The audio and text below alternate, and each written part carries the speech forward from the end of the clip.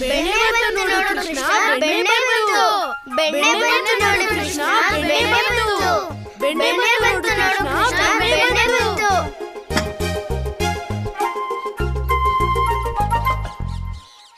ಕೃಷ್ಣ, ಬೆಣ್ಣೆ ಎದುರುಗಡೆ ಇರ್ಬೇಕಾದ್ರೆ ಏನಕ್ಕೆ ತಡ ಮಾಡ್ತಿದ್ಯಾ?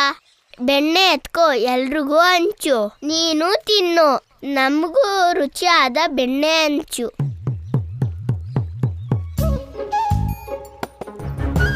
ಕೃಷ್ಣ, ಹಸುವಿನಿಂದ ಹೊಟ್ಟೆಲೆಲ್ಲ ಇಲಿ ಓಡಾಡ್ತಾ ಇದೆ. ಬೇಗ ಬೇಗ ಬೆಣ್ಣೆ ಹಂಚು.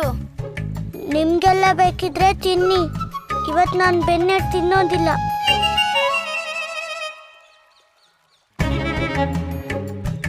ಕೃಷ್ಣ, ಇದೇನ್ ಹೇಳ್ತಿದ್ಯಾ? ನೀನ್ ಬೆಣ್ಣೆ ತಿನ್ನಲ್ಲ ಅಂದ್ರೆ ನಂಬಕ್ಕೆ ಆಗ್ತಿಲ್ಲ. ಕೃಷ್ಣ, ನಿಂಗೆ ಹೊಟ್ಟೆ ಹಸಿದಿಲ್ವಾ? ಮಧು, ಹಸಿವಾದ್ರೆ ಊಟ ಮಾಡ್ತಾರೆ. ಅಮ್ಮನ್ ಬೈಗುಳ ಮತ್ತೆ ಬೆಣ್ಣೆ ತಿನ್ನೋದಕ್ಕೆ ಹಸಿವಾಗ್ಲೇಬೇಕಂತ ಏನಿಲ್ಲ. ಇನ್ ಮುಂದೆ ನಾನು ಬೆಣ್ಣೆನ ಸ್ವಲ್ಪನೂ ತಿನ್ಬಾರ್ದು ಅಂತ ಅನ್ಕೊಂಡಿದೀನಿ.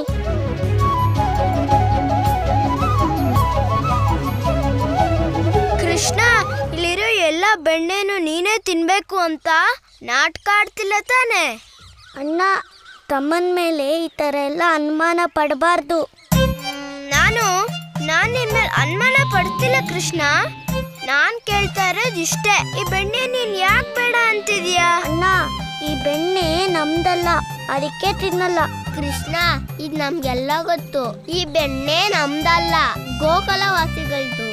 ಆದ್ರೂ ನಾವು ಪ್ರತಿದಿನ ಈ ಬೆಣ್ಣೆ ತಿಂತೀವಿ. ಮತ್ತೆ ಇವತ್ತೇನಾಯ್ತು? ರಾಮ, ಸತ್ಯ ಹೇಳ್ಬೇಕು ಅಂದ್ರೆ ಈ ಬೆಣ್ಣೆ ಮೇಲೆ ಗೋಕುಲವಾಸಿಗಳಿಗೂ ಯಾವ ಅಧಿಕಾರವಿಲ್ಲ. ಮತ್ತೆ ಯಾರಿಗೆ ಅಧಿಕಾರ ಇದೆ ಕೃಷ್ಣ?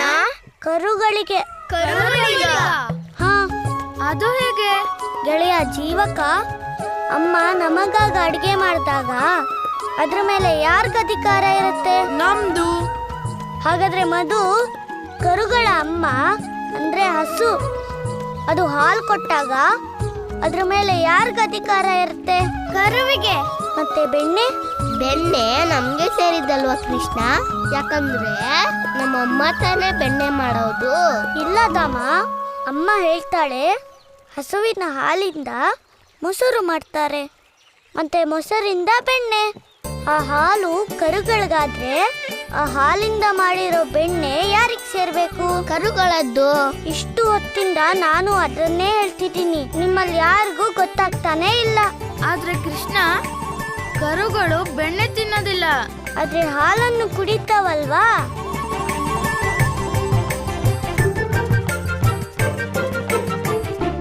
ನಿನ್ನೆ ನನಗೆ ಶಾರದೆ ಹೇಳ್ತಾ ಇದ್ಲು, ಗೋಪಿಕೆಯರು ಜಾಸ್ತಿ ಹಾಲಿನ ಆಸೆಗೆ ಕರುಗಳಿಗೆ ಜಾಸ್ತಿ ಹಾಲನ್ನ ಕೊಡ್ತಾನೆ ಇಲ್ವಂತೆ. ಕರುಗಳು ನಮ್ಮ ಗೆಳೆಯರ್ ತಾನೆ. ಕರುಗಳಿಗೆ ಹೊಟ್ಟೆ ತುಂಬಷ್ಟು ಹಾಲು ಸಿಗೋ ತನಕ ನಾವು ಹೇಗೆ ಬೆಣ್ಣೆ ತಿನ್ನೋದು ಹೇಳಿ? ಕೃಷ್ಣ, ಗೋಪಿಕೆಯರು ನಮ್ಗೆ ಬೆಣ್ಣೆನೆ ಕೊಡಲ್ಲ, ಇನ್ನವರು ಕರುಗಳಿಗೆ ಹೇಗ್ ಹಾಲು ಕುಡಿಯಕ್ ಬಿಡ್ತಾರೆ? ಅದಕ್ಕೆ ನನ್ನ ಹತ್ರ ಒಂದು ಉಪಾಯ ಇದೆ, ಎಲ್ರು ಬನ್ನಿ ಇಲ್ಲಿ.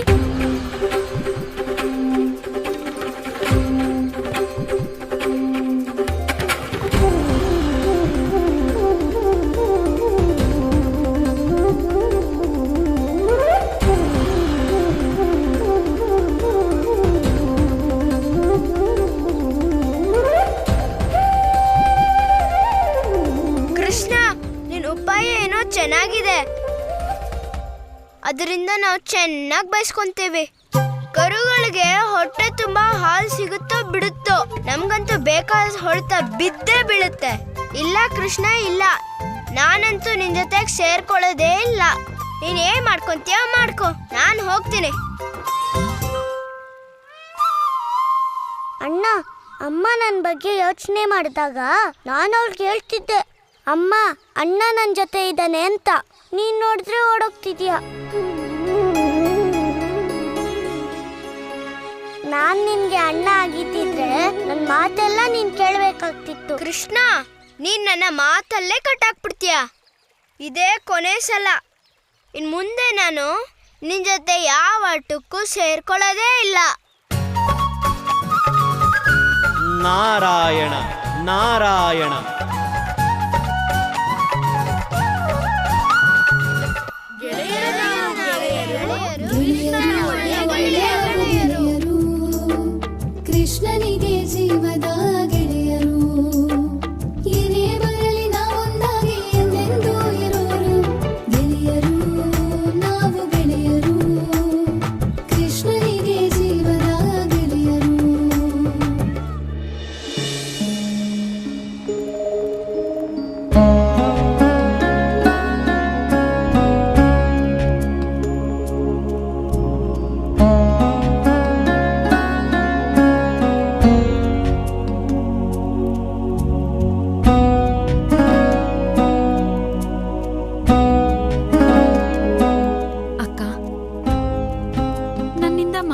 ವಸುದೇವನ ದುಃಖ ನೋಡಲಾಗದು.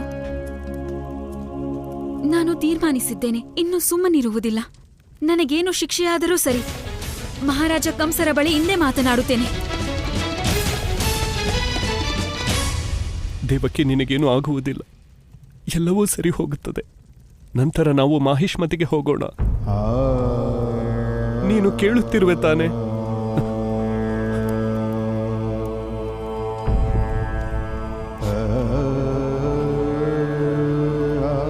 ದೇವಕಿ, ನಿನ್ನ ಈ ಸ್ಥಿತಿಗೆ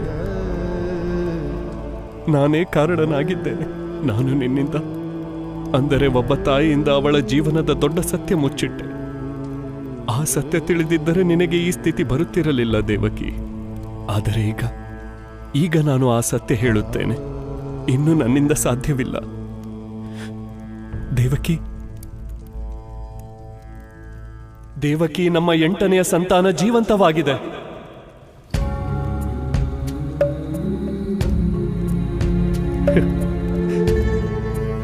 ಅವನಿಗೇನೂ ಆಗಿಲ್ಲ. ಕಂಸನಿಂದ ಅವನಿಗೇನು ಹಾನಿಯಾಗಿಲ್ಲ. ದೇವಕಿ, ಯಾರ ಮುಡಿಗೆ ನಮ್ಮ ಪ್ರೇಮದ ಗುರುತಾದ ನವಿಲುಗರಿಯನ್ನಿಡಬೇಕೆಂದಿದ್ದೀಯೋ ಆ ನಿನ್ನ ಕನಸು ಕೊನೆಯಾಗಿಲ್ಲ, ಅದಿನ್ನೂ ಜೀವಂತವಾಗಿದೆ.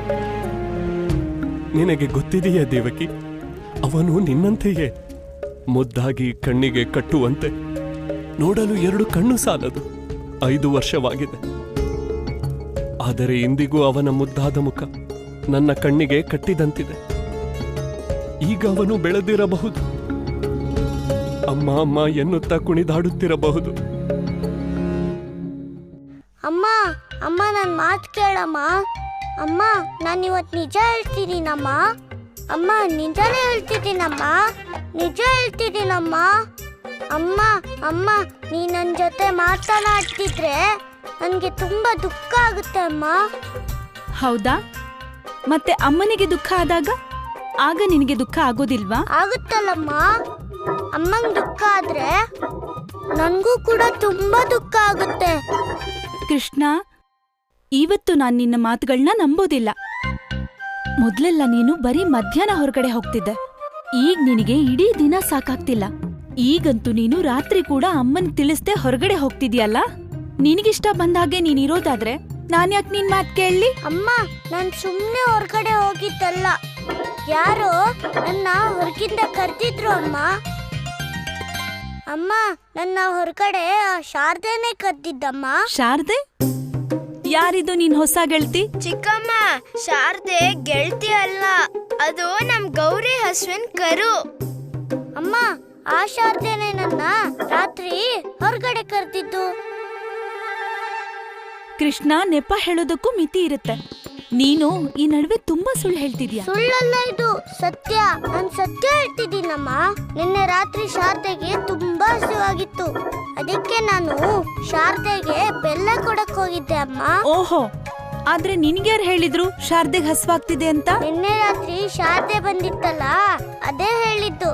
ಗೋಪಿಕೆಯರು ಹಸುವಿನ ಹಾಲನ್ನೆಲ್ಲ ಕರ್ಕೊತಿದ್ದಾರಂತೆ, ಅದಕ್ಕೆ ಕರುಗಳೆಲ್ಲ ಹಸುವಿಂದ ಇರ್ತವೆ. ಕೃಷ್ಣ, ಕರುಗಳ ಮನಸ್ಸಿನ ಮಾತು ನಿನಗ್ ಚೆನ್ನಾಗ್ ಅರ್ಥ ಆಗತ್ತೆ, ಆದ್ರೆ ನಿನ್ ತಾಯಿ ಮನ್ಸಿನ ಮಾತು ಸ್ವಲ್ಪನೂ ಅರ್ಥ ಆಗಲ್ಲ. ನೀನೊಂದ್ ಕೆಲ್ಸ ಮಾಡು, ನೀನ್ ಹೋಗಿ ಕರುಗಳ ಜೊತೆ ಗೆಳೆಯರ ಜೊತೆನೇ ಇದ್ಬಿಡು. ನನ್ ಹತ್ರ ಮಾತಾಡ್ಬೇಡ, ನನಗ್ ತುಂಬಾ ಕೋಪ ಬಂದಿದೆ, ನಾನ್ ನಿನ್ ಜೊತೆ ಮಾತಾಡಲ್ಲ. ನನ್ ಮೇಲೆ ಕೋಪ ಮಾಡ್ಕೊಂಡಿದ್ಯಾ ಅಮ್ಮ? ಹಾ, ತುಂಬಾ ಕೋಪ ಇದೆ. ನನ್ ಜೊತೆ ಮಾತಾಡೋದಿಲ್ವಾ? ಇಲ್ಲ, ಖಂಡಿತ ಇಲ್ಲ. ನಾನು ನಿಂಗೆ ನೋವು ಕೊಟ್ಟಿದ್ದೀನಿ ಅಲ್ವಾ ಅಮ್ಮ? ಸರಿ ಅಮ್ಮ, ನಾನು ಹೋಗ್ತೀನಿ. ನೀ ನನ್ ಕರೆದ್ರೂ ಮತ್ತೆ ಬರೋದಿಲ್ಲ. ನಾನು ನಿಜವಾಗ್ಲೂ ಹೋಗ್ತಿದ್ದೀನಿ.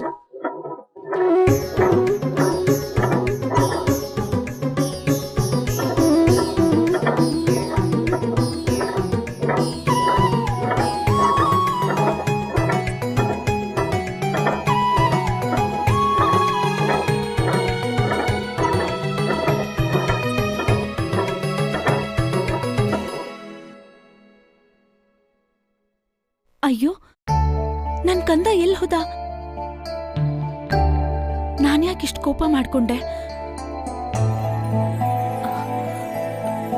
ಕೃಷ್ಣ, ಕೃಷ್ಣ, ಕೃಷ್ಣ. ಹಾ ಅಮ್ಮ.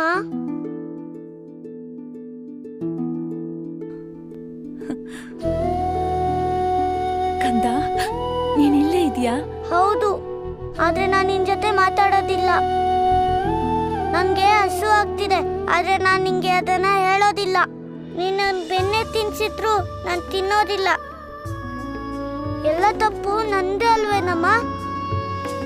ಅದಕ್ಕೆ ಎಲ್ಲ ಶಿಕ್ಷೆ ನಾನೇ ತಗೋತೀನಿ. ಅಯ್ಯೋ ನನ್ ಕಂದ, ಎಲ್ರೂ ನನ್ ಮಗಂದೆ ತಪ್ಪು ಅಂತಾರೆ. ನನ್ ಕೃಷ್ಣ ಎಷ್ಟು ಒಳ್ಳೆಯವನು ಅಂತ ನನಗ್ ತಿಳಿಯೋದೇ ಇಲ್ಲ. ಹಸು ಕರುಗಳ ಜೊತೆನೂ ಮಾತಾಡ್ತೀಯ. ಆ ಶಾರದೆ ನನ್ ಕೃಷ್ಣನ್ನ ರಾತ್ರಿ ಕರೆದ್ರೆ ಅದ್ರಲ್ಲಿ ನಿನ್ ತಪ್ಪೇನಿದೆ? ನಾನೇ ನಿನ್ನ ಅರ್ಥ ಮಾಡ್ಕೊಳ್ಳಿಲ್ಲ. ನಿನ್ಗೆ ಹಸುವಾಗಿದೆ ಅಲ್ಲ? ಬಾ, ನಾನ್ ನಿನ್ಗೆ ಹೊಟ್ಟೆ ತುಂಬಾ ಬೆಣ್ಣೆ ತಿನ್ನಿಸ್ತೀನಿ. ಬಾ. ಬೆಣ್ಣೆಯ ಮುದ್ದೆಯ ಸವಿದನು ಬಾಲ, ಬೆಣ್ಣೆಯ ಮುದ್ದೆಯ ಸವಿದನು ಬಾಲ, ಮಾತೆಯ ಶೋದೆ ತಿನಿಸಿದಳೆಲ್ಲ, ಬೆಣ್ಣೆಯ ಮುದ್ದೆಯ ಸವಿದನು ಬಾಲ. ತಾಯಿ ತಿನಿಸೆ ಬೆಣ್ಣೆ ಸುಧೆಯಂತೆ ಅನಿಸಿ ತಿಂದು ತಿಂದು ಕೇಳಿದ ಮತ್ತೆ, ತಿನಿಸಲವನ ಮನ ತುಂಬಿಹುದಲ್ಲ, ತಿನಿಸುತ್ತವಳ ಮನ ತಣಿಯಲೇ ಇಲ್ಲ.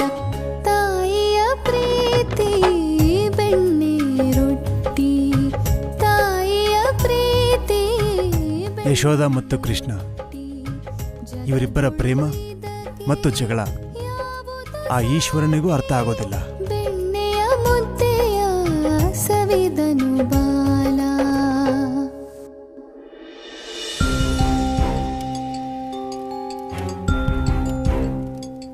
ಬಾ ನನ್ನ ಪ್ರಿಯ ಪತ್ನಿ ಪ್ರಾಪ್ತಿ, ಬಾ. ಮನಸ್ಸಿನ ಮಾತನ್ನು ತಿಳಿಸಲು ಬಂದಿರುವೆಯಾ? ಅರಿವಿದೆ ತಾನೆ? ಪತ್ನಿ ಸ್ವಯಂ ಸ್ವಇಚ್ಛೆಯಿಂದ ಮನದ ಭಾವನೆಗಳನ್ನು ತಿಳಿಸಲು ಪತಿ ಇರುವಲ್ಲಿ ಬಂದಿದ್ದಾಳೆಂದರೆ ಭಗವಂತನಿಗೂ ಕೂಡ ಅದೊಂದು ಸೌಭಾಗ್ಯದ ವಿಷಯ ಅಲ್ಲವೇ? ಭಗವಂತ, ರಾಜ್ಕುಮಾರಿ ದೇವಕಿ ತನ್ನ ಕೊನೆಯ ಕ್ಷಣಗಳನ್ನ ಎಣಿಸುತ್ತಿದ್ದಾಳೆ. ವಿವಾಹದಲ್ಲಂತೂ ಅವಳನ್ನು ಸರಿಯಾಗಿ ನಡೆಸಿಕೊಳ್ಳಲಿಲ್ಲ. ಆದರೆ ಈಗಲಾದರೂ ಅವಳ ಬದುಕು ಮುಗಿಯುವ ಮೊದಲು ಅವಳ ಕಷ್ಟಕ್ಕೆ ಮುಕ್ತಿ ನೀಡಿರಿ. ಏಕೆಂದರೆ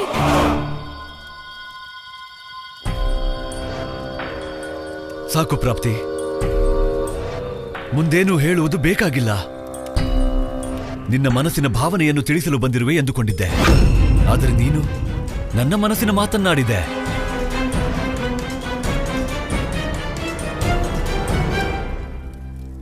ಸಂಸಾರದಲ್ಲಿ ಪತ್ನಿಯರು ತಮ್ಮ ಬಗ್ಗೆ ಮಾತ್ರ ಯೋಚಿಸುತ್ತಾರೆ. ಆದರೆ ನಿನಗೆ ಪ್ರಾಪ್ತಿ, ನನ್ನ ಸಹೋದರಿ ದೇವಕಿಯ ಬಗ್ಗೆ ಇಷ್ಟೊಂದು ಚಿಂತೆಯೇ? ನೀನೇನು ಬಯಸುವೆಯೋ ಅದೇ ಆಗುತ್ತದೆ. ಕೇಳು ಪ್ರಾಪ್ತಿ, ದೇವಕಿ ಇಂದಿನಿಂದ ಸ್ವತಂತ್ರಳು. ತಥಾಸ್ತು.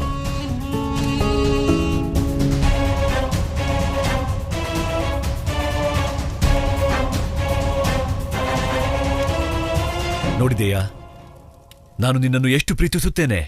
ಸ್ವಲ್ಪವೂ ಯೋಚಿಸದೆಯೇ ನಿನಗೆ ತಥಾಸ್ತು ಹೇಳಿಬಿಟ್ಟೆ.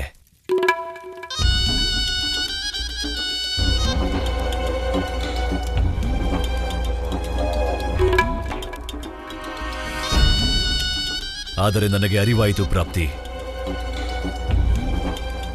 ನಿನಗೆ ನನ್ನ ಮೇಲೆ ಪ್ರೀತಿಯೇ ಇಲ್ಲ.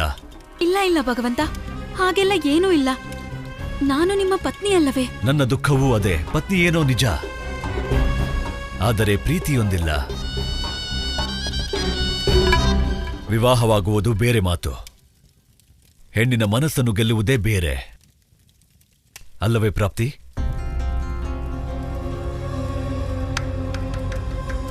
ನಿನಗೆ ನನ್ನಲ್ಲಿ ಪ್ರೀತಿ ಇರುವುದೇ ಹೌದಾಗಿದ್ದರೆ ನೀನು ನನಗೋಸ್ಕರ ಶೃಂಗರಿಸಿಕೊಳ್ಳುತ್ತಿದ್ದೆ. ನಿನ್ನ ಹಣೆಯಲ್ಲಿ ನನ್ನ ಹೆಸರಿನ ಸಿಂಧೂರವಿರುತ್ತಿತ್ತು. ಅದೆಲ್ಲ ಇರಲಿ ಬಿಡು. ಹೆಣ್ಣಿನ ಮನಸ್ಸನ್ನು ಗೆಲ್ಲುವುದು ಹೇಗೆಂದು ನನಗೆ ತಿಳಿದಿದೆ. ಇಂದು ಭಗವಂತ ಕಂಸ ತಾನೇ ನಿನ್ನನ್ನು ಶೃಂಗರಿಸುತ್ತಾನೆ. ಆದರೆ ದೇವಕಿ, ಭಗವಂತ ಕಂಸನ ಮಾತಿನಲ್ಲಿ ವಿಶ್ವಾಸವಿಲ್ಲವೇ? ನಾನು ಒಮ್ಮೆ ತಥಾಸ್ತು ಎಂದ ಮೇಲೆ ದೇವಕಿಗೆ ಮುಕ್ತಿ ಅವಶ್ಯವಾಗಿ ದೊರೆಯುತ್ತದೆ. ಆದರೆ ಅವಳ ಅಷ್ಟಮ ಸಂತಾನವನ್ನು ಶಾಶ್ವತವಾಗಿ ದೂರ ಮಾಡಿದ ನಂತರ ಶೃಂಗಾರ ರಸ.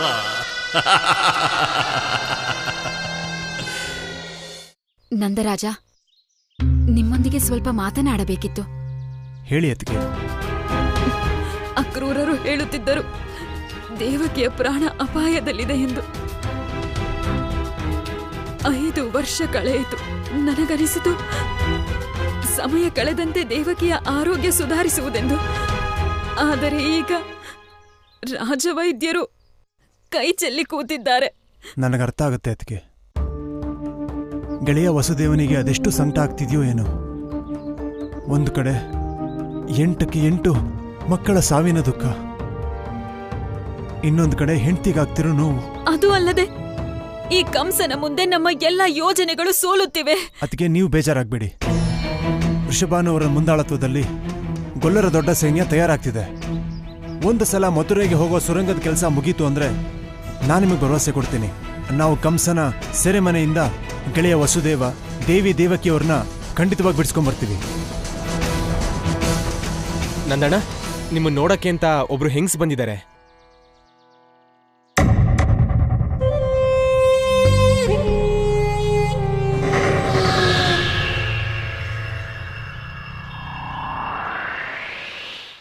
ನಮಸ್ಕಾರ. ನಮಸ್ಕಾರ. ದೇವಿ, ನನಗೆ ನೀವು ಯಾರು ಅಂತ ಗೊತ್ತಾಗ್ಲಿಲ್ಲ. ಎಂದು ನಾನು ಆ ಕೃಷ್ಣನ ಹತ್ಯೆ ಮಾಡುತ್ತೇನೋ ಅಂದು ಈ ಪೂತನಿ ಯಾರೆಂದು ನಿನಗೆ ತಿಳಿಯುತ್ತದೆ ನಂದ. ನಂದರಾಜ, ನಾನು ಭಗವಂತನ ಪ್ರೇರಣೆಯಿಂದ ದೈವ ದರ್ಶನದ ಯಾತ್ರೆಯಲ್ಲಿದ್ದೇನೆ. ಯಾವ ಗ್ರಾಮದಲ್ಲಿ ತಂಗುವೆನೋ ಅಲ್ಲಿ ಮಕ್ಕಳಿಗಾಗಿ ಭೋಜನ ನೀಡುತ್ತೇನೆ. ನೀವು ನಮ್ಮೂರಿಗೆ ಪಾದ ಬೆಳೆಸಿರೋದು ನಮ್ಮ ಸೌಭಾಗ್ಯ ಅಂತ ನಾವು ತಿಳ್ಕೊತೀವಿ. ದಾಮೋದರ, ಪಂಚಾಯತ್ರಿಗೆ ಹೇಳಿ ಇವ್ರು ಉಳ್ಕೊಳ್ಳೋಕೆ ವ್ಯವಸ್ಥೆ ಮಾಡಿಸು.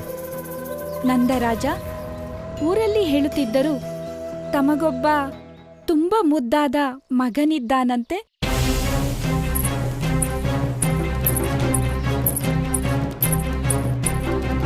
ನಿಮ್ಮ ಅಪ್ಪಣೆ ದೊರೆತರೆ ಬಾಲಭೋಜನಕ್ಕೆ ನಿಮ್ಮ ಮಗನನ್ನು ಆಮಂತ್ರಿಸ ಬಯಸುತ್ತೇನೆ. ಖಂಡಿತ. ಇವನೇ ನನ್ನ ಮಗ ಕೃಷ್ಣ.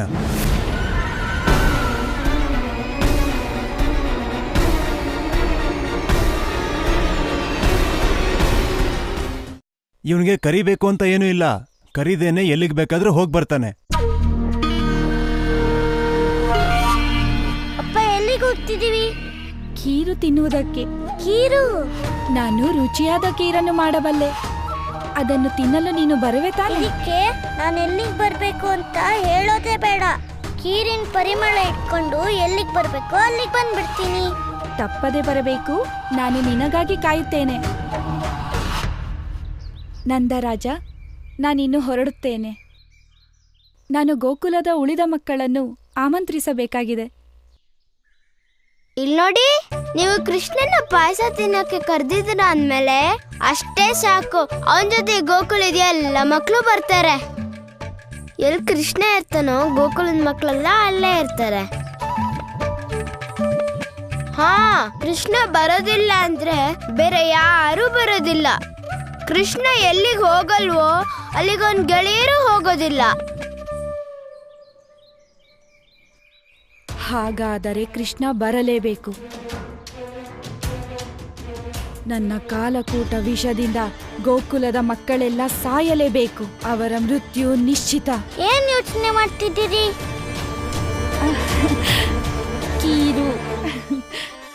ಕೀರು ತಯಾರಿಸಬೇಕಲ್ವೇ?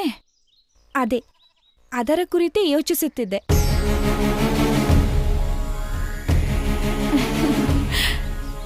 ನಂದರಾಜ, ನಾನು ಹೊರಡುತ್ತೇನೆ.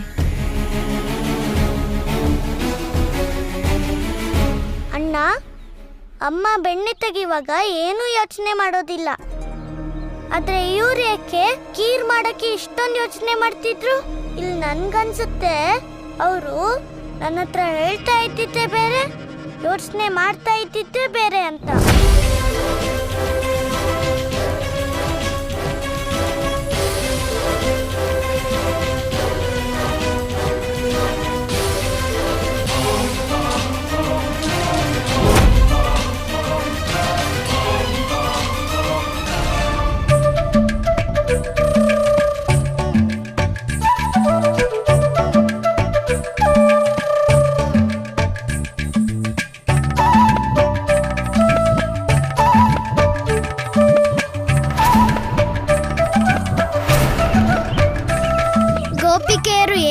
ಮಾಡ್ತಿದ್ದಾರೆ ಅಂತ ನಾವು ಮೊದಲು ಚೆನ್ನಾಗಿ ನೋಡ್ಕೋಬೇಕು. ಮತ್ತಿನ್ಯಾಕ್ ತಡ, ಬಾ ಹೋಗೋಣ. ಬನ್ನಿ. ಧನ್ಯವಾದ. ಧನ್ಯವಾದ.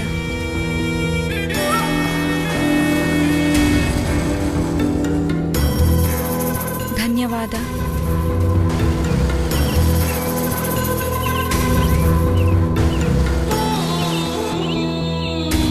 ನೀವು ಹೀಗೆ ಊರೂರು ತಿರುಗಿ ಮಕ್ಕಳಿಗೆಲ್ಲ ಊಟ ಬಟ್ಟೆ ಕೊಡ್ತಾ ಇದ್ದೀರಲ್ಲ, ಅದು ಪುಣ್ಯದ ಕೆಲ್ಸ.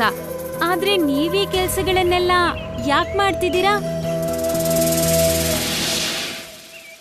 ನನ್ನ ಜೀವನದ ಉದ್ದೇಶವಿರುವುದು ಒಂದೇ, ಭಗವಂತನ ಭಕ್ತಿ. ನಾನಿದನ್ನು ಮಾಡುತ್ತಿರುವುದು ನನ್ನ ಆ ಭಗವಂತ ಪ್ರಸನ್ನನಾಗಲಿ ಎಂದು. ಸಹೋದರಿ, ನನ್ನ ಬಾಲಭೋಜನಕ್ಕೆ ಎಲ್ಲ ವ್ಯವಸ್ಥೆಯೂ ಆಗಿದೆ. ಆದರೆ ಹಾಲಿನ ಕೊರತೆ ಇದೆ. ಹಾಲಿನ ಕೊರತೆ ಊರ್ನಲ್ಲಿ ಎಲ್ರಿಗೂ ಇದೆ. ಇಲ್ಲಿನ ಹಾಲು ಬೆಣ್ಣೆಯನ್ನ ಕಂಸನ್ ಸೈನಿಕರೇ ದೋಚ್ಕೊಂಡು ಹೋಗ್ತಾರೆ. ಆದರೆ ನೀವು ಚಿಂತೆ ಮಾಡಬೇಡಿ, ನೀವ್ ಗೋಶಾಲೆಗೆ ಬನ್ನಿ, ನಾವ್ ನಿಮ್ಗೆ ಹಾಲನ್ನ ತೆಗ್ದಿಟ್ಟಿರ್ತೀವಿ. ಎಷ್ಟಾದ್ರೂ ಈ ಊಟ ಬಟ್ಟೆನೆಲ್ಲ ಮಕ್ಳಿಗೆ ಕೊಡ್ತಿದ್ದೀರಲ್ಲ. ನಿಮಗೆ ತುಂಬಾ ಧನ್ಯವಾದ. ನಾನು ಈ ಅನ್ನದ ಸಾಮಗ್ರಿಯನ್ನ ಅತಿಥಿ ಗೃಹದಲ್ಲಿ ಇಡುತ್ತೇನೆ. ಸರಿ.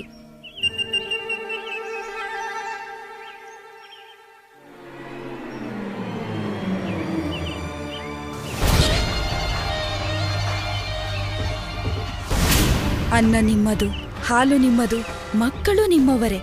ಆದರೆ ಖೀರಿಗೆ ಸೇರುವ ವಿಷ ಮಾತ್ರ ನನ್ನದು. ಇಲ್ಲಿಗೆ ಬಂದಾಗಿನಿಂದ ಮಕ್ಕಳ ನಗುವನ್ನೇ ಕೇಳುತ್ತಿದ್ದೇನೆ.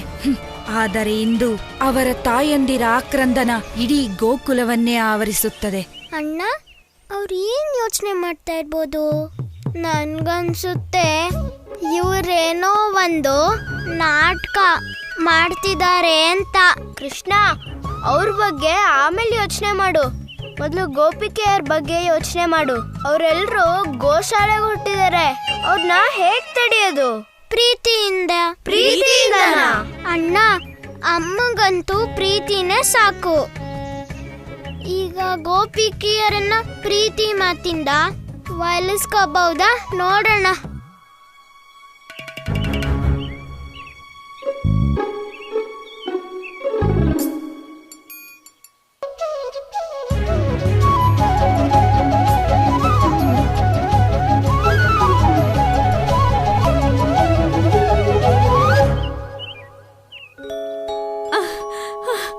ಅಯ್ಯೋ, ಅಲ್ಲಿ ನೋಡಿ ಕೃಷ್ಣ.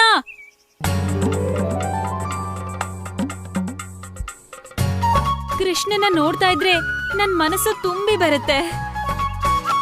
ಆದ್ರೆ ಇವನಿಲ್ಲೇನ್ ಮಾಡ್ತಿದ್ದಾನೆ? ಅಮ್ಮನಿಂದ ತಪ್ಪಿಸ್ಕೊಂಡ್ ಕೂತಿರ್ಬೇಕು ಅಷ್ಟೇ. ಎಷ್ಟು ದಿನಗಳಾದ್ಮೇಲೆ ಈ ಮುದ್ದು ಗೊಂಬೆ ನಮಗ್ ಒಂಟಿಯಾಗಿ ಸಿಕ್ಕಿದಾನೆ. ಇಲ್ದಿದ್ರೆ ಆ ಯಶೋದೆ ಯಾವಾಗ್ಲೂ ಇವನನ್ನ ಸೆರ್ಗಲ್ಲೇ ಬಚ್ಚಿಟ್ಕೊಳ್ತಿದ್ಲು. ಇವತ್ ನೋಡಿ, ನಮ್ ಕೃಷ್ಣನ್ ಜೊತೆ ನಾವ್ ಬೇಕಾದಷ್ಟು ಮಾತಾಡ್ಬೋದು. ಬನ್ನಿ ಬನ್ನಿ ಬನ್ನಿ ಹೋಗೋಣ.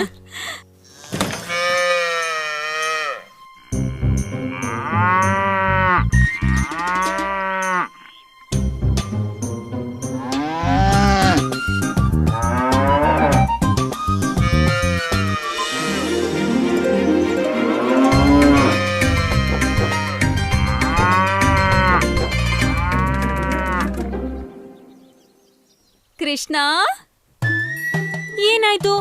ಯಾಕೆ ಈಗ ಒಬ್ನೇ ಕೂತಿದ್ಯಾ? ಕೋಪನಾ? ನನ್ ಮೇಲ್ ಕೋಪನಾ? ಮತ್ಯಾರ ಮೇಲ್ ಕೋಪ? ಅಮ್ಮನ್ ಮೇಲೆ. ನಿಜವಾಗ್ಲೂ ನೀನ್ ಯಶೋದೆ ಮೇಲ್ ಕೋಪ ಮಾಡ್ಕೊಂಡಿದ್ಯಾ? ಆದ್ರೆ ಯಾಕೆ? ಯಾಕಂದ್ರೆ ಅವ್ರು ನಂಗೆ ಇವತ್ ಸಿಂಗಾರ ಮಾಡಿಲ್ಲ. ಆದ್ರೆ ಯಾಕೆ? ಯಶೋದೆ ನಿನ್ನ ತುಂಬಾ ಪ್ರೀತಿಸ್ತಾಳ್ ತಾನೆ. ಮತ್ ಯಾಕೆ ಅಮ್ಮನ್ ಮೇಲ್ ಕೋಪಿಸ್ಕೊಂಡಿದ್ಯಾ? ನನ್ನನ್ನ ಗೋಪಿಕೆಯರೇ ಹೆಚ್ಚಾಗಿ ಪ್ರೀತಿ ಮಾಡ್ತಾರೆ ಅಂತ ಅಮ್ಮಂಗೆ ಹೇಳ್ದೆ. ಅದಕ್ಕೆ ಅವಳ ಕೋಪ ಬಂದು ಹೇಳಿದ್ಲು, ಹೋಗು ಗೋಪಿಕೆಯರ್ ಕೈಯಲ್ಲೇನೆ ಸಿಂಗಾರ ಮಾಡಿಸ್ಕೊ ಅಂತ. ನೀವೇ ಹೇಳಿ, ಯಾವ ಅಮ್ಮ ತಾನೇ ಅವಳ ಮಗನ ಹತ್ರ ಈಗ ಹೇಳ್ತಾಳೆ? ನಿಜವಾಗ್ಲೂ ಕೃಷ್ಣ, ಯಶೋದೆ ಹೀಗ್ ಮಾತಾಡ್ಬಾರ್ದಾಗಿತ್ತು. ಆದ್ರೆ ನೀನು ಸ್ವಲ್ಪನೂ ಬೇಜಾರ್ ಮಾಡ್ಕೋಬೇಡ. ನಾವಿದೀವಲ್ಲ, ನಾವೇ ನಿಂಗೆ ಸಿಂಗಾರ ಮಾಡ್ತೀವಿ. ನಿಜವಾಗ್ಲೂ ನೀವು ನನ್ ಸಿಂಗಾರ ಮಾಡ್ತೀರಾ? ಹೌದು ಕೃಷ್ಣ, ನೀನೇ ಹೇಳಿದ್ದಲ್ವಾ ನಿಮ್ಮ ಅಮ್ಮಂಗಿಂತ ಗೋಪಿಕೆರೆ ನಿನ್ನನ್ನು ತುಂಬಾ ಇಷ್ಟಪಡೋದು ಅಂತ. ನೀನ್ ಹೇಳಿದ್ ನಿಜ ಕೃಷ್ಣ. ನೋಡ್ತಾ ಇರು, ನಿಮ್ಮ ಅಮ್ಮಂಗಿಂತನೂ ನಾವಿವತ್ ನಿನ್ನ ತುಂಬಾ ಸುಂದರವಾಗಿ ಸಿಂಗಾರ ಮಾಡ್ತೀವಿ.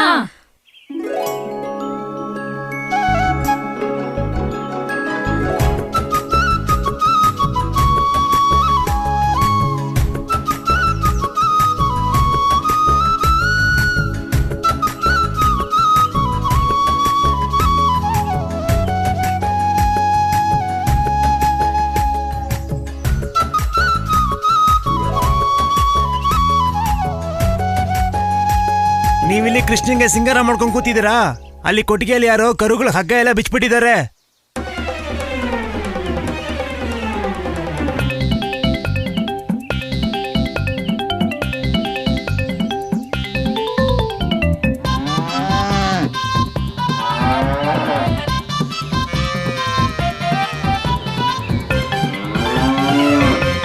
ಅಯ್ಯೋ, ಇದೆಲ್ಲ ಹೇಗಾಯ್ತು? ಅಯ್ಯೋ, ನಾವ್ ಈ ಕರುಗಳನ್ನೆಲ್ಲ ಕಟ್ಟಿದ್ವಲ್ಲ, ಈ ಎಲ್ಲಾ ಕರುಗಳ ಹಗ್ಗನ ಯಾರ್ ಬಿಚ್ಚಿದ್ದು? ಕರುಗಳೇ ಎಲ್ಲ ಹಾಲನ್ನು ಕುಡ್ದಿವೆ. ಯಾರಾದ್ರೂ ಇದನ್ ಕಟ್ಟ ಹಾಕಿ. ಓ, ಇದಕ್ಕೆ ಕೃಷ್ಣ ನಮ್ಮ ಹತ್ರ ಸಿಂಗಾರ ಮಾಡಿಸ್ಕೊಳ್ತಿದ್ನಾ? ಈ ಮಕ್ಳನ್ನ ಓಡಕ್ ಬಿಡ್ಬೇಡಿ, ಹಿಡ್ಕೊಳ್ಳಿ ಅವರನ್ನ.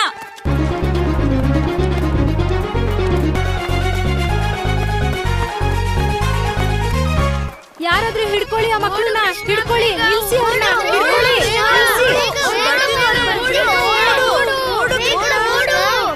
ಯಾಕೆ ಏನಾಯ್ತು? ನೀವೆಲ್ಲ ಯಾಕೆ ಕೊಡ್ತಿದ್ದೀರಾ? ಕೃಷ್ಣ, ನನ್ ಮಾತ್ ಕೇಳು, ನೀನು ಇಲ್ಲಿಂದ ಓಡೋಗು. ಯಾಕೆ? ನಾನೇನ್ ಮಾಡ್ದೆ? ಕೃಷ್ಣ, ಇದೆಲ್ಲ ನಿಂದೆ ಕಿತಾಪತಿ ಅಂತ ಗೋಪಿಕೆಯರಿಗೆ ಗೊತ್ತಾಗಿದೆ. ತುಂಬಾ ಸಿಟ್ಟು ಮಾಡ್ಕೊಂಡಿದ್ದಾರೆ. ಓಡು ಕೃಷ್ಣ, ಓಡು. ಕೃಷ್ಣ, ನನಗೆ ಚಳ್ಳೆ ಅಂತಿದ್ಯಾ?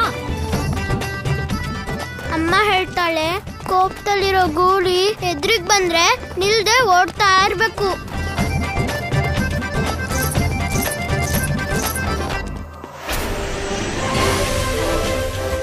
ಗೋಕುಲದ ಗೊಲ್ಲರು ಹಸುವನ್ನೇ ತಾಯಿ ಅನ್ನುತ್ತಾರಲ್ಲವೇ? ಇಂದು ಅದೇ ತಾಯಿಯ ಹಾಲಿನಿಂದ ಅವರ ಮಕ್ಕಳ ಮರಣವಾಗುತ್ತದೆ.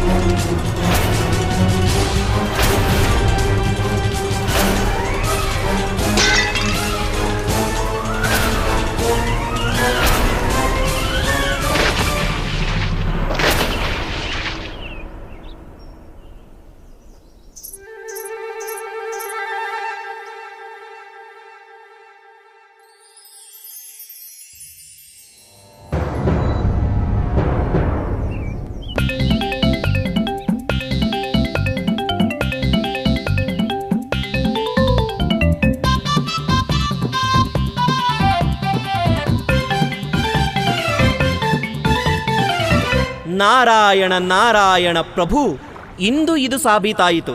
ಧರ್ಮದ ಮುಂದೆ ಅಧರ್ಮವು ಒಂದು ಕ್ಷಣವೂ ಜೀವಿಸಲಾರದು.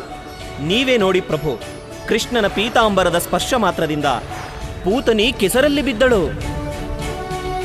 ಪ್ರಭು, ಒಂದು ಧರ್ಮವಸ್ತ್ರದ ಎದುರಿಗೆ ಪಾಪಿ ಕಂಸನ ಶಕ್ತಿಗೆ ಈ ಸ್ಥಿತಿಯಾದರೆ ನೀವೇ ಯೋಚಿಸಿ. ಸ್ವಯಂ ಶ್ರೀಕೃಷ್ಣನೇ ಅಧರ್ಮಿ ಕಂಸನ ಮುಂದೆ ಪ್ರಕಟವಾದಾಗ ಏನಾಗಬಹುದು?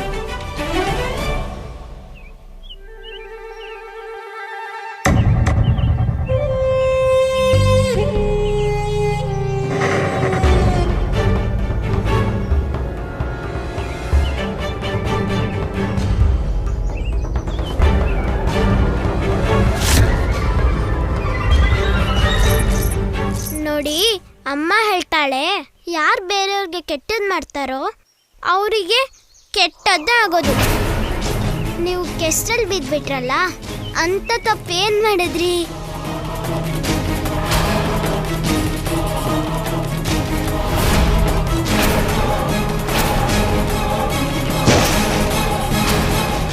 ಏನು ಪರವಾಗಿಲ್ಲ. ಅಮ್ಮ ಹೇಳ್ತಾಳೆ, ಮನುಷ್ಯರಿಂದ ತಪ್ಪುಗಳು ಆಗ್ತಾ ಇರುತ್ತೆ. ಇವಾಗ ಎದ್ದೇಳು, ಇನ್ಮೇಲೆ ಯಾವ ತಪ್ಪು ಮಾಡಬೇಡ. ಧರ್ಮ ಧರ್ಮದ ಎದುರಿಗೆ ಬರಲು, ಧರ್ಮ ಧರ್ಮದ ಎದುರಿಗೆ ಬರಲು, ಕಂಡಳು ಪೂತನೆ ಬೆರಗು ಭಯದೊಳು, ಧರ್ಮ ಧರ್ಮದ ಎದುರಿಗೆ ಬರಲು. ನಾವ್ ಯಾವಾಗ್ಲೂ ನಿನ್ ಪರವಾಗಿ ನಿಲ್ತಿದ್ವಿ, ಆದ್ರೆ ನೀನ್ ಇವತ್ ನಮ್ಗೆ ಮೋಸ ಮಾಡ್ಬಿಟ್ಯಾ. ಇವತ್ ನಿನ್ನ ಬಿಡಲ್ಲ ನಾವು. ನನ್ನ ಕ್ಷಮಿಸ್ಬಿಡಿ. ಈ ಕೆಸರಿನಿಂದ ನೀವೇ ಆಚೆ ಬರ್ಬೇಕು.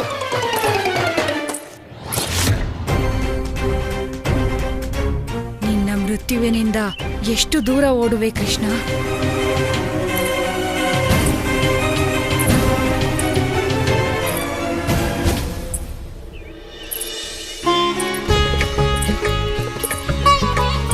ದೇವಕಿ, ದೇವಕಿ ನಿಲ್ಲು. ದೇವಕಿ ಓಡಬೇಡ, ನಿಲ್ಲು. ದೇವಕಿ ನಿಲ್ಲುವುದಿಲ್ಲ ಮಹಾರಾಜ, ಅವಳನ್ನು ನಿಲ್ಲಿಸಬೇಕಾಗುತ್ತದೆ. ಬನ್ನಿ, ಮುಂದೆ ಬನ್ನಿ, ಹಿಡೀರಿ ನನ್ನನ್ನು.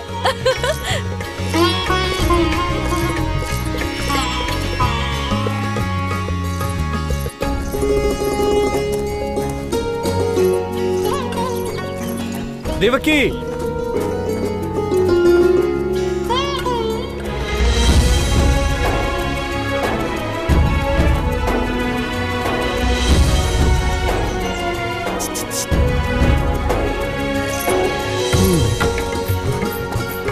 ಸರಿ ಆಗಲಿ ಬಿಡು ದೇವಕಿ.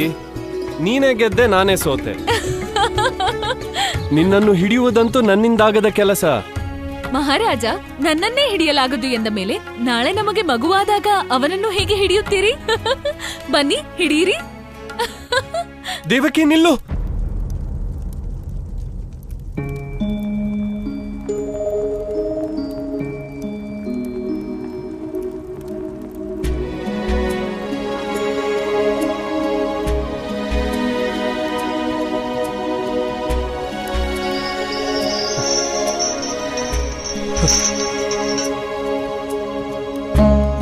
ನೀನು ಹೇಳುತ್ತಿದ್ದದ್ದು ಸತ್ಯ ದೇವಕಿ.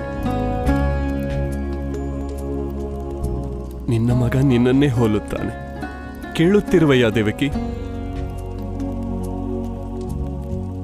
ದೇವಕಿ ಅಕ್ರೂರ ಏನು ಹೇಳುವನು ಗೊತ್ತಿದೆ? ಅವನ ಸ್ವಭಾವವೆಲ್ಲ ನಿನ್ನ ಹಾಗೆಯೇ ಇದೆಯಂತೆ. ನಿನ್ನಂತೆಯೇ ಹಸನ್ಮುಖಿಯಂತೆ. ಎಲ್ಲವೂ ನಿನ್ನ ಹೋಲಿಕೆಯೇ. ಆದರೆ ಒಂದು ವಿಷಯಕ್ಕೆ ದುಃಖವಿದೆ. ಗೋಕುಲಕ್ಕೆ ಒಯ್ಯುವ ಮುನ್ನ ಒಮ್ಮೆಯೂ ನಿನಗವನ ಮುಖ ತೋರಿಸಲಿಲ್ಲ. ಅವನನ್ನೇನಾದರೂ ನೀನು ನೋಡಿದ್ದರೆ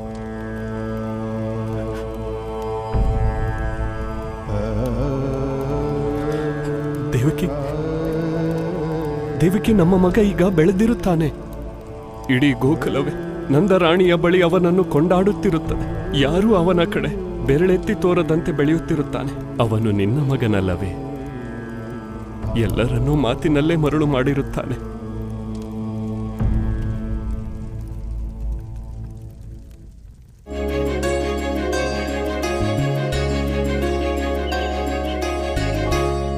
ಕೇಳಮ್ಮ ನೀನು ಕರುಗಳನ್ನ ಬಿಡಿಸಲಿಲ್ಲ, ಕೇಳಮ್ಮ ನೀನು ಕರುಗಳನ್ನ ಬಿಡಿಸಲಿಲ್ಲ.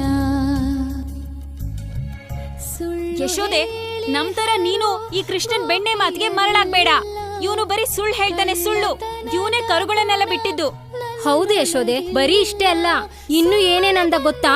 ನಿನ್ಗೆ ಅವನ್ ಮೇಲ್ ಕೋಪ ಅಂತೆ, ಅದಕ್ಕೆ ನೀನ್ ಇವತ್ತು ಅವನ್ಗೆ ಸಿಂಗಾರ ಮಾಡಿಲ್ವಂತೆ. ಅಮ್ಮ, ಇದೆಲ್ಲ ಸುಳ್ಳು. ಅಮ್ಮ ಕೃಷ್ಣನ್ ಮೇಲೆ ಕೋಪಿಸ್ಕೊಳ್ಳೋದು ಇದು ಯಾವತ್ತಾದ್ರೂ ಸಾಧ್ಯ ಇದೆಯಾ ಅಮ್ಮ? ಕರುಗಳನ್ನ ಬಿಡಿಸಲಿಲ್ಲ. ನಂಗೆ ಈಗೆಲ್ಲ ಗೊತ್ತಾಯ್ತು. ನಿನ್ನನ್ನ ತುಂಬಾ ಪ್ರೀತಿ ಮಾಡ್ತೀಯ ಅಲ್ವಾ ಅಮ್ಮ? ಅದಕ್ಕೆ ಗೋಪಿಕಿಯರಿಗೆ ಹೊಟ್ಟೆ ಕಿಚ್ಚು. ನಮ್ಮಿಬ್ಬರ ನಡುವೆ ಜಗಳ ಆಗ್ಲಿ ಅನ್ನೋದೇ ಗೋಪಿಕೆಯರ ಆಸೆ. ಅದಕ್ಕೆ ಇಲ್ಲಿಗೆ ಬಂದು ಸುಳ್ಳು ಹೇಳ್ತಿದಾರಮ್ಮ. ನನ್ ಕೃಷ್ಣ ಸತ್ಯನೇ ಹೇಳ್ತಿದ್ದಾನೆ.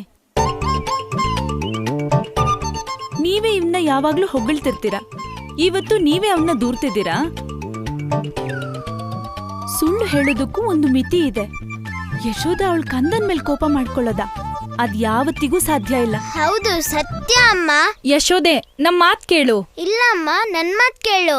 ಅಮ್ಮ ನೋಡಮ್ಮ, ನನ್ನ ಪುಟ್ಟ ಪುಟ್ಟ ಕೈಗಳಿಂದ ಸರಿಯಾಗಿ ತಿನ್ನಕ್ಕೆ ಆಗಲ್ಲ. ಅದು ನೀನೇ ನಂಗೆ ತಿನ್ನಿಸ್ತೀಯ. ಮತ್ತೆ ನಾನು ಈ ಪುಟ್ಟ ಪುಟ್ಟ ಕೈಗಳಿಂದ ಕರುಗಳ ಹಗ್ಗನ್ ಹೆಂಗ್ ಬಿಚ್ಚಲಿ? ಯಶೋದ, ಈ ನಿನ್ ತುಂಟು ಮಗು ದೆಸೆಯಿಂದ ಕರುಗಳು ಹಸು ಹಾಲೆಲ್ಲ ಕುಡ್ದ್ಬಿಟ್ವು.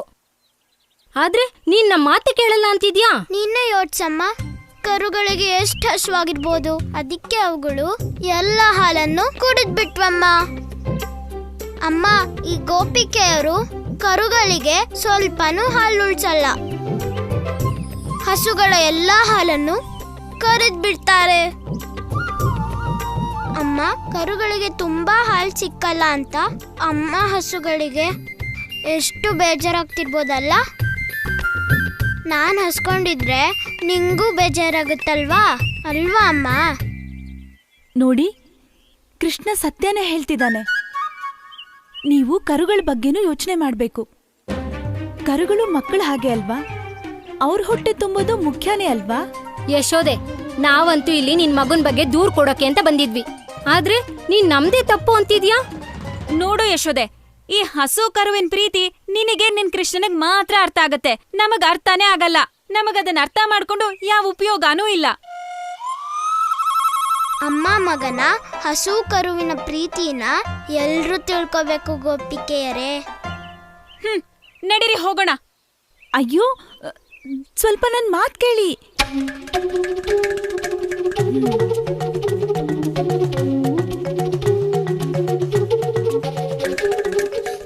ಗೋಪಿಯರಿಂದ ತಪ್ಪಿಸ್ಕೊಂಡೆ ನೀನು, ಆದ್ರೆ ನಿನ್ನ ಅಮ್ಮನ ದೃಷ್ಟಿ ನಿನ್ ಮೇಲೆ ಇದ್ದೇ ಇರುತ್ತೆ. ನನಗ್ ಚೆನ್ನಾಗ್ ಗೊತ್ತಿದೆ, ನೀನೀಗ ಕರುಗಳ ಹಗ್ಗ ಬಿಚ್ಚೋದನ್ನು ಕಲ್ತಿದೀಯ. ಇವತ್ ಪೂರ್ತಿ ನೀನ್ ಮನೇಲೇ ಇರ್ಬೇಕು, ಹೊರಗಡೆನೂ ಹೋಗೋ ಹಾಗಿಲ್ಲ, ತುಂಟಾಟನೂ ಆಡೋ ಹಾಗಿಲ್ಲ, ಗೊತ್ತಾಯ್ತಾ? ನಡಿ.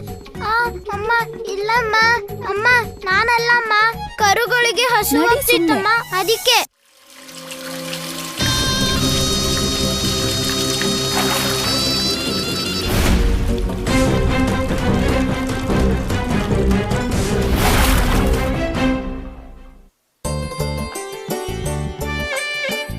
ಗಂಟು ಬಿಡಿಸೋದನ್ ಕಲ್ತಿದ್ಯಲ್ಲ ನೀನು, ಈಗ ನೋಡೋಣ ಈ ಗಂಟನ್ನ ಹೇಗ್ ಬಿಡಿಸ್ತೀಯ ಅಂತ. ಅಮ್ಮ, ನಾನು ಈ ಗಂಟನ್ ಬಿಚ್ಚೋದೇ ಇಲ್ಲ. ಕೃಷ್ಣಂಗೆ ಯಾವಾಗ್ಲೂ ಅಮ್ಮನ್ ಸೇರ್ಗಿಟ್ಕೊಂಡೇ ಇರ್ಬೇಕು. ಕೃಷ್ಣ, ಇವತ್ತು ನಿನ್ನ ಮಾತಿನ ಮೋಡಿಯಿಂದ ನನ್ನನ್ ಮರಳು ಮಾಡಕ್ ಆಗಲ್ಲ. ಇವತ್ ನೋಡ್ತೀನಿ ಈ ಗಂಟನ್ನ ನೀನ್ ಹೇಗ್ ಬಿಡಿಸ್ತೀಯ ಅಂತ. ಹೊರಗಡೆ ಹೇಗ್ ಹೋಗ್ತೀಯೋ ನಾನು ನೋಡ್ತೀನಿ.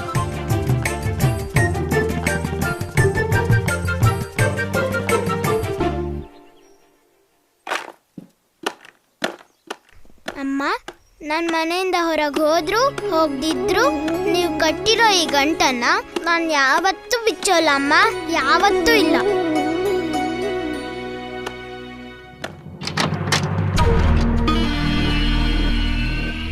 ಕೃಷ್ಣ ಕೃಷ್ಣ ಕೃಷ್ಣ, ಆ ಕೃಷ್ಣ ನನಗೆ ದೊಡ್ಡ ತೊಡಕಾಗಿದ್ದಾನೆ. ಗೋಕುಲದ ಎಲ್ಲರ ಬಾಯಲ್ಲೂ ಬರುವುದು ಕೇವಲ ಒಂದೇ ಹೆಸರು, ಕೃಷ್ಣ. ಕೃಷ್ಣನೆಂದರೆ ವಿಷ್ಣುವಿನ ಪರಮಾವತಾರವೆಂಬಂತಿದೆ. ಇಂದು ಆ ಕೃಷ್ಣನಿಂದಾಗಿ ನಾನು ಹಾಲನ್ನು ತರಲಾರದೆ ಹೋದೆ. ಅವನಿಂದಾಗಿ ನಾನು ಕೆಸರಲ್ಲಿ ಬೀಳುವಂತಾಯಿತು. ಏನಾದರೂ ಮಾಡಲೇಬೇಕು, ಆದಷ್ಟು ಬೇಗ ಆ ಬಾಲಕನನ್ನು ದೂರ ಮಾಡಲೇಬೇಕು. ಹಸುವಿನ ಹಾಲಿಲ್ಲದಿದ್ದರೇನಾಯಿತು, ನಾನು ಆಲದ ಹಾಲಿನಿಂದ ಕೀರು ಮಾಡುತ್ತೇನೆ.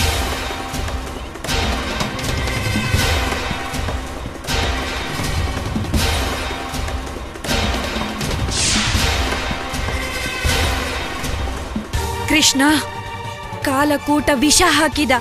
ವಿಷದ ಕೀರು ತಿಂದು ಗೋಕುಲದ ಇತರ ಮಕ್ಕಳೊಂದಿಗೆ ನಿನ್ನ ಅಂತ್ಯವೂ ಆಗುತ್ತದೆ.